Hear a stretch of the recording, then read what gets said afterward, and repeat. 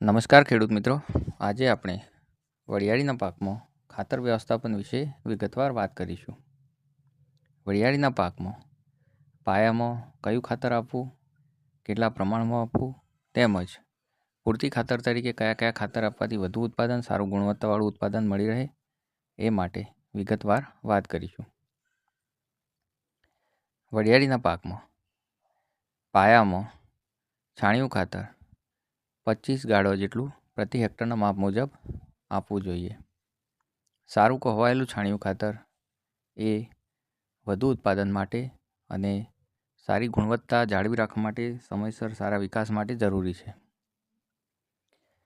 આ ઉપરાંત રાસાયણિક ખાતરો વરિયાળીના પાકમાં પાયામાં કયા કયા આપવા અને કેટલા પ્રમાણમાં આપવા એની વાત કરીએ તો નાઇટ્રોજન 40 કિલોગ્રામ જેટલો પાયામાં આપવો જોઈએ, તેમજ ફોસ્ફરસ 60 કિલોગ્રામ જેટલો પાયામાં આપવો જોઈએ, તેમજ દાણાદાર સલ્ફર 20થી 25 કિલોગ્રામ પ્રતિ હેક્ટરના માપ મુજબ આપવું જોઈએ.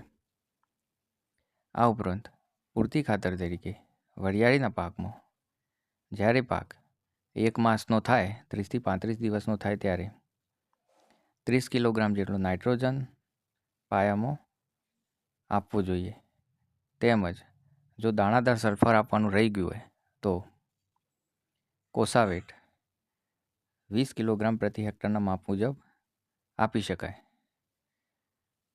જે સલ્ફર વરિયાળીના પાકમાં ખૂબ ઉપયોગી હોવાથી તેનું આપવું ખૂબ જરૂરી બને છે. વરિયાળીના પાકમાં દાણામાં તેલની ટકાવારી વધારવા માટે, તેની ચમક, તેની ગુણવત્તામાં સુધારો કરવા માટે સલ્ફર આપવું ખૂબ જરૂરી છે. છોડ પર જ્યારે દાણા બેસવાની શરૂઆત થાય ત્યારે 15 લીટર પાણીમાં 100થી 150 ગ્રામ જેટલું 19-19-19 વોટર સોલ્યુબલ ખાતર છંટકાવ કરવાથી દાણાની ગુણવત્તામાં ખૂબ સારો સુધારો જોવા મળે છે. આ ઉપરાંત ઇફકોનું સાગરિકા પણ છંટકાવ કરવાથી સારી ગુણવત્તા જળવાઈ રહે છે.